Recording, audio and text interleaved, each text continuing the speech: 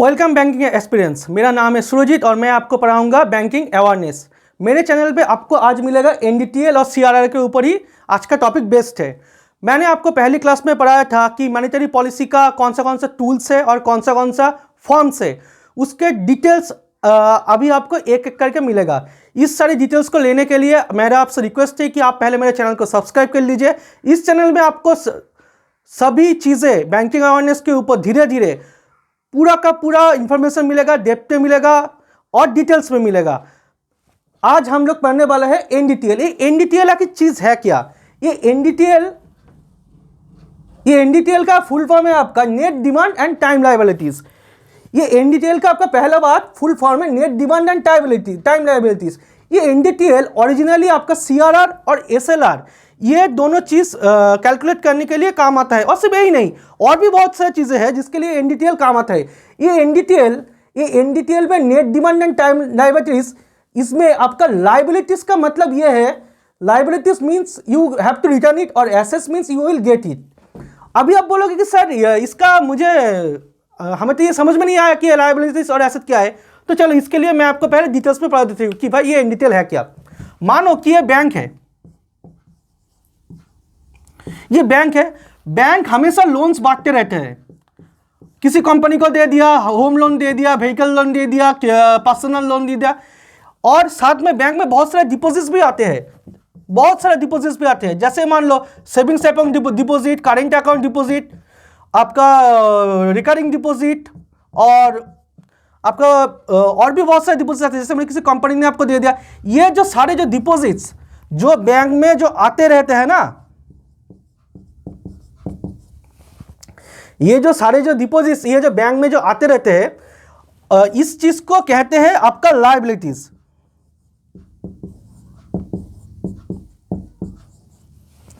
इसी चीज को आपका कहते हैं लायबिलिटीज।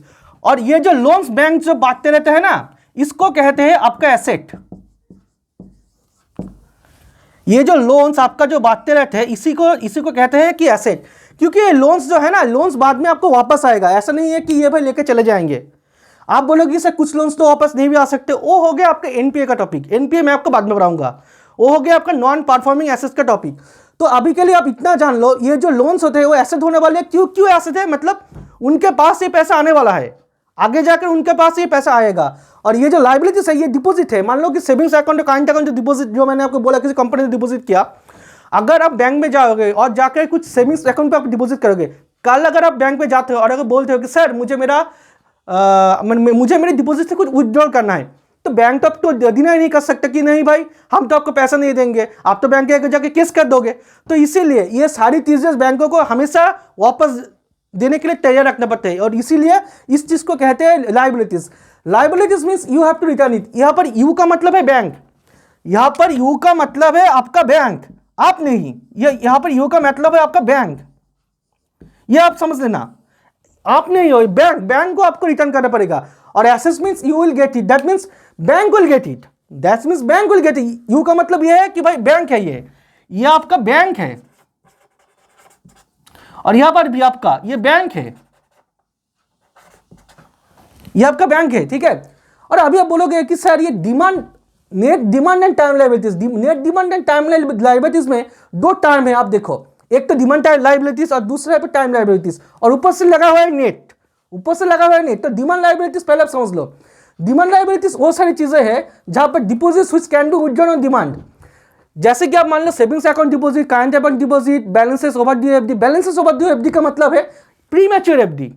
आपने 10 साल के लिए एफडी किया, 1 साल बाद गया बोला कि मुझे मेरा पैसा चाहिए, कुछ फाइन वगैरह कटना है काट लो, पेनल्टी वगैरह लेना है ले लो, तो बैंक आपको पैसा देगा, एफडी का पैसा आपको देगा। उसी चीज को कहते हैं आपका balances overdue FD, mail transfer, demand drafts. और टाइम लायबिलिटीज में आता है आपका deposits which can be withdrawn after specific time, RD, recurring deposit, cash certificates, gold deposit. या आप अभी जाके आप मांग नहीं सकते, 5 साल के लिए तो 5 साल के बाद ही आपको जाना पड़ेगा। नॉन कॉलेबल फिक्स डिपॉजिट जो होते हैं 10 साल के लिए कर दिया तो 10 साल के बाद ही आपको जाना पड़ेगा, उससे पहले आप जाओगे तो बैंक आपको पैसा देगा ही नहीं। ये जो और इसी चीज के ऊपर अब बेस्ड है नेट। अभी आप बोलो कि सर नेट क्या है? नेट क्या है पहले आप ये नोट कर लो।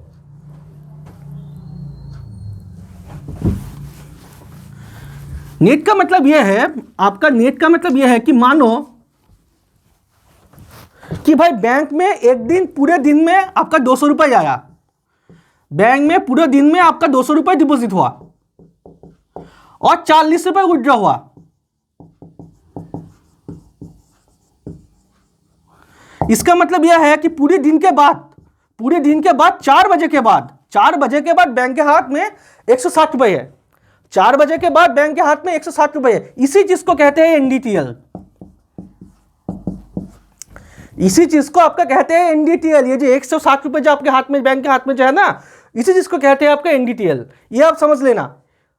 आप बोलोगे कि सर और भी बहुत सारी चीजें हैं, गोल्ड डिपॉजिट है, कैश सर्टिफिकेट, और सारी के सारी इसी में इंक्लूडेड है। मैं आपको पढ़ाने के लिए बोल रहा हूँ, वो कुछ अलग ही कैलकुलेशन है। आपका फॉर्मूला नहीं दिया जाएगा एग्जाम में। आपको एग्जाम में आपको समझना है कि एनडीटीएल क्या है। एनडीटीएल के अलावा आप सीआरआर और एसएलआर को आप समझ नहीं पाओगे। एनडीटीएल के अलावा आप सीआरआर और समझ नहीं पाओगे। एनडीटीएल आपका यही है, मान लो कि आपने 100 रुपये बैंक में डिपॉजिट हुए, 20 रुपये विड्रॉ हुए, तो पूरे दिन के बाद बैंक के हाथ में 80 रुपये है। यही चीज है आपका एनडीटीएल। यही चीज है बैंक का उस दिन का एनडीटीएल। एनडीटीएल हमेशा डेली बेसिस पे मेंटेन होता है। एनडीटीएल हमेशा डेली बेसिस पे मेंटेन होता है। और एनडीटीएल आता है under section 42 of RBI act 1934। और ये लाइबिलिटीज, ये जो लाइबिलिटीज मैं जो पढ़ा रहा हूँ ना, ये जो लाइबिलिटीज जो कि बैंक में आपका डिपॉजिट जो आ रहा है, ये जो 200 रुपये, ये जो 100 रुपये, ये जो होता है ना, ये जो लाइबिलिटीज जो बैंक में जो आता है, liabilities not to be included for detail और एनडीटीएल कंपनसेशन। जैसे कि मान लो net income tax provision, amount received from the courier, यही सारी चीजें हैं जो लाइबिलिटीज में आपका कैलकुलेट नहीं किया जाएगा। और भी बहुत सारे हैं, उतना आपको जान के कुछ भी नहीं हासिल होगा। तो इसीलिए मैंने ये सिर्फ ये 2 पॉइंट लिख दिया, liabilities not to be included for detail / NDTL computation. और एक चीज आपका आता है, वो है ODTL, order demand and time liabilities. इसका फुल फॉर्म आता है, इसका फुल फॉर्म आपका एग्जाम में आएगा। इस पे आपका होता है payable bills, unpaid interest on deposit और अनपेड डिविडेंड। इतना ही आप जान लो और जरूरत नहीं है।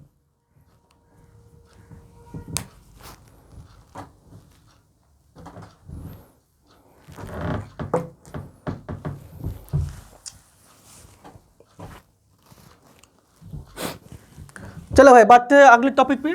अगला टॉपिक है हमारा सीआरआर, कैश रिजर्व रेशियो।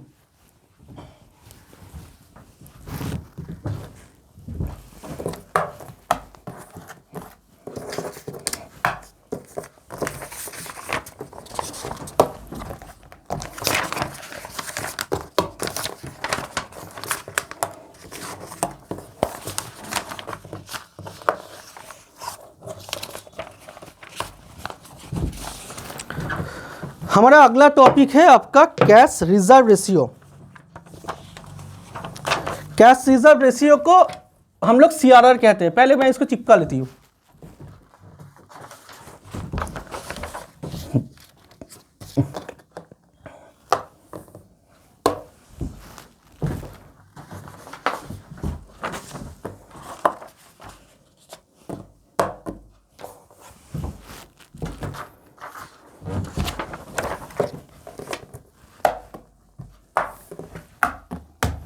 चलो ये आ गया आपका cash reserve ratio. Cash reserve ratio का सीआरआर का फुल फॉर्म है cash reserve ratio. CRR is also called as reserve requirement. मैंने आपको बोला था ना कि सीआरआर और एसएलआर रिजर्व टूल्स के अंदर आता है। जैसे कि मान लो वेरिएबल रिजर्व टूल्स, इसीलिए इसको रिजर्व रिक्वायरमेंट कहते हैं। ये हमेशा रिजर्व रहेगा, ये हमेशा के लिए आपका एनडीटीएल ऊपर ही कैलकुलेट होगा और ये हमेशा रिजर्व रहेगा। बैंक को इसे हर दिन मेंटेन करना पड़ेगा और इसे रिजर्व करना पड़ेगा रिजर्व बैंक के साथ। बैंक को इसे आरबीआई के साथ ही रिजर्व करना पड़ेगा। CRR maintain by RBI, introduced in 1950, massed in 1962। इसका मतलब क्या है? सीआरआर पहले आपका 1950 में आया था। सीआरआर आपका 1950 में आया था, तब ये इसमें से उसके बाद 1962 में आपका 1962 से पहले और एक सीआरआर आ गया। 1962 से पहले और एक सीआरआर आ गया। ये वाला जो था ना, ये नॉन एनडीटीएल वाला था। मतलब आपका ये लिखना गलत होगा। 1962 से पहले आपका 1962 से पहले आपका एक नॉन एनडीटीएल आपका सीआरआर था। मतलब एनडीटीएल वाला सीआरआर नहीं, और उसके साथ एक और सीआरआर लाया गया एनडीटीएल वाला। मतलब 1962 से पहले आपका दो सीआरआर था। 1962 से पहले आपका दो सीआरआर था, एक था आपका एनडीटीएल वाला सीआरआर और दूसरा था आपका नॉन एनडीटीएल वाला सीआरआर। मतलब वो लोग दो सीआरआर कैलकुलेट करते थे, लेकिन 1962 में ये दोनों सीआरआर को मार्च कर दिया गया और एक ही सीआरआर बना दिया कि एनडीटीएल वाला। नॉन एनडीटीएल वाला सीआरआर नहीं रहेगा, नॉन एनडीटीएल वाला सीआरआर नहीं रहेगा। 1962 से आपका सिर्फ और सिर्फ एनडीटीएल वाला सीआरई आपका चला आ रहा है और अभी तक यही है, 2023 तक यही है आपका। ये 1962 से ये जो सीआरआर होता है ना, ये सीआरआर बैंक जो रिजर्व बैंक के साथ रिजर्व रखते हैं ना, उसके ऊपर कोई इंटरेस्ट नहीं मिलता। पहले मैं आप लोगों को ये बता देती कि सीआरआर है क्या रखी। चलो मान लो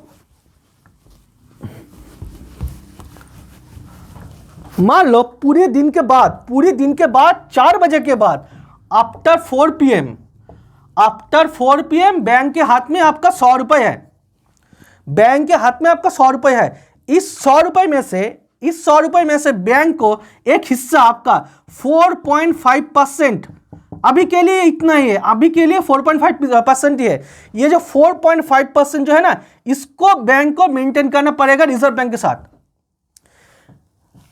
अगर मान लो पूरी दिन के बाद बैंक के हाथ में 100 रुपए एनडीटीएल है, 100 रुपए एनडीटीएल है, तो ये 100 रुपए में से 4.5% रिजर्व बैंक के साथ उनको मेंटेन करना पड़ेगा सीआरए के तौर पर।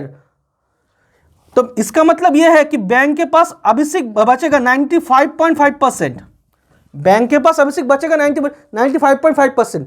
अगर 100 रुपए ये आपका लोन्स के लिए बात दे आपके बाजार में, अगर ये सीआरआर मेंटेन नहीं किया तो बाजार में तो इतना पैसा आएगा कि भाई भूकंप आ जाएगा। सबके जेब में पैसा होगा, सबको कुछ चीज खरीदना होगा, जो जरूरत है वो तो खरीदेंगे, जो जरूरत नहीं वो भी खरीदेंगे। इसीलिए बैंक रिजर्व बैंक ने बोला भाई नहीं भाई 100 रुपये हम बात नहीं देंगे, आपको कुछ चीज़ हमारे से सीआरआर के तौर पर रिजर्व रखना पड़ेगा। और इसके ऊपर एसएलआर भी है अलग, 95.5 के ऊपर एसएलआर भी है अलग। मैं आपको उसको अगले क्लास में पढ़ाऊंगा कि भाई एसएलआर का चक्कर क्या है, वो भी मैं आपको पढ़ाऊंगा। तो अभी आप ये जान लो, ये जो पैसा बैंक को रिजर्व बैंक के साथ रिजर्व बैंक आरबीआई के साथ रिजर्व रखना पड़ता है, आरबीआई के साथ रिजर्व रखना पड़ता है, उसी चीज को कहते हैं आपका सीआरआर। एक हिस्सा, एक सीआर मान लो, एक हिस्सा मान लो। तो अभी आप बोलोगे कि सर अगर सीआरआर अगर बढ़ा दिया, ये आप लिख लो,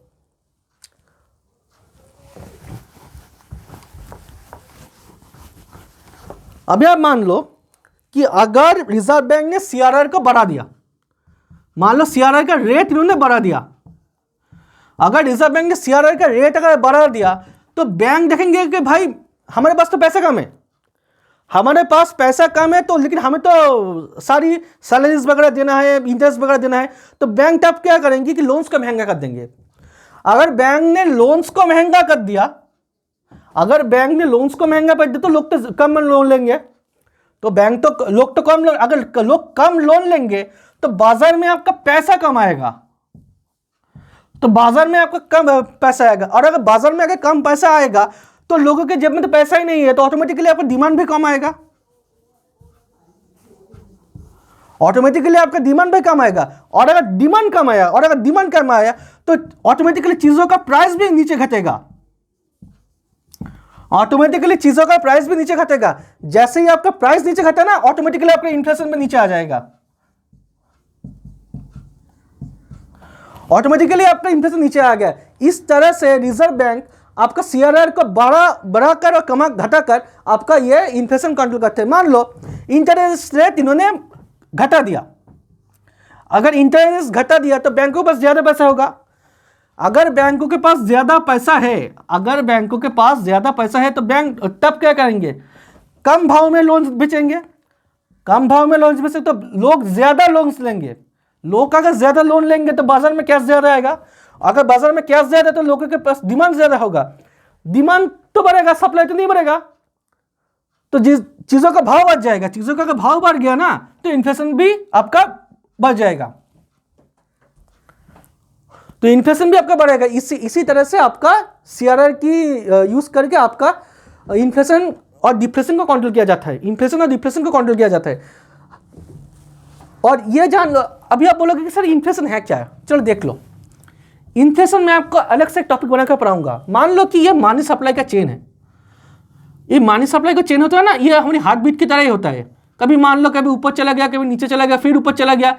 ये जो है ना, इस हिस्से को कहते हैं डिफ्लेशन, और इस हिस्से को कहते हैं आपका इन्फ्लेशन।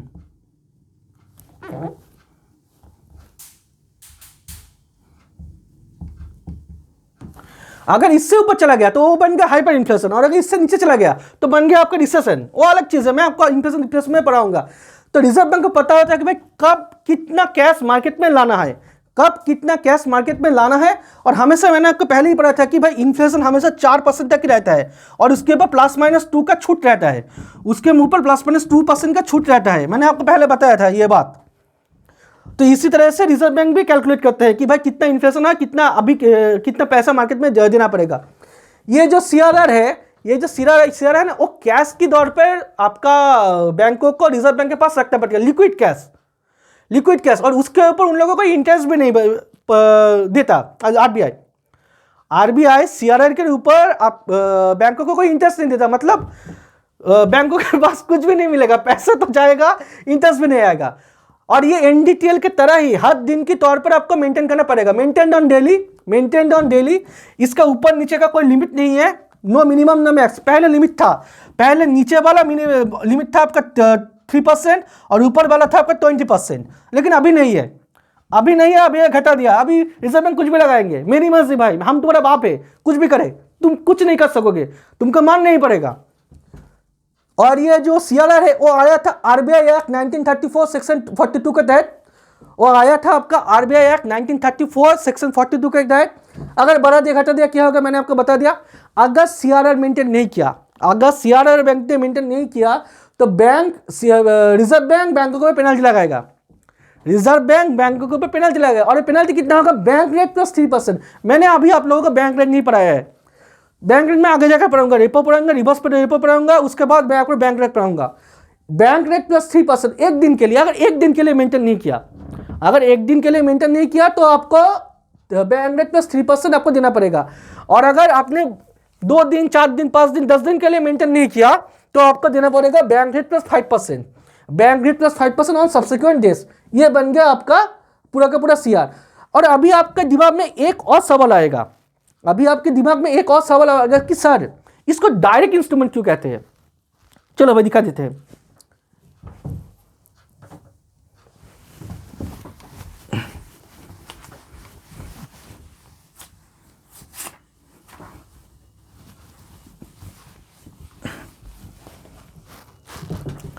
कि सर इसको डायरेक्ट इंस्ट्रूमेंट क्यों कहते हैं। मान लो बैंक के पास पूरी दिन के बाद NDTL है आपका 100 रुपए, 4.5% है आपका CRR। रिजर्व बैंक ने ऐसा किया कि भाई इसको इंक्रीज कर दिया 5%।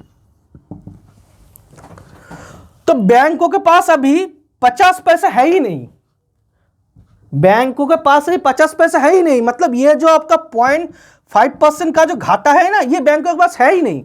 अगर पैसा ही नहीं होगा तो बांटेंगे कैसे, तो ऑटोमेटिकली आपका इन्फ्लेशन नीचे आएगा। अगर पैसा ही नहीं है तो बात ही नहीं सकते। अगर बात ही नहीं है तो ऑटोमेटिकली लोन्स महंगे होंगे, तो प्राइस नीचे आएगा। लोन्स अगर मैं लोगों के पास पैसा ही नहीं होगा तो ऑटोमेटिकली डिमांड नीचे आएगा, प्राइस भी नीचे आएगा, इन्फ्लेशन भी नीचे आएगा। इसीलिए इस चीज को डायरेक्ट इंस्ट्रूमेंट कहते हैं, क्योंकि इसमें सीधा पैसा ही कोई घटा देता है, सीधा पैसे को ही वो लोग हटा देते हैं कि भाई पैसा ही नहीं दूंगा, चलो भाई पैसे को ही निकाल दो। इसीलिए ये कोई इंटरेस्ट रेट वगैरह नहीं है, सीधा वो लोग पैसे को निकल देता है, इसीलिए इसको कहते हैं डायरेक्ट इंस्ट्रूमेंट। बस आज के लिए इतना ही, आप देख लो ये CRR। अगली क्लास में आप लोगों को मिलेगा SLR, और उसके ऊपर और भी नेक्स्ट टॉपिक्स आपको आएंगे, difference between CRR and SLR, वो भी आपको मिलेंगे अगली क्लास में।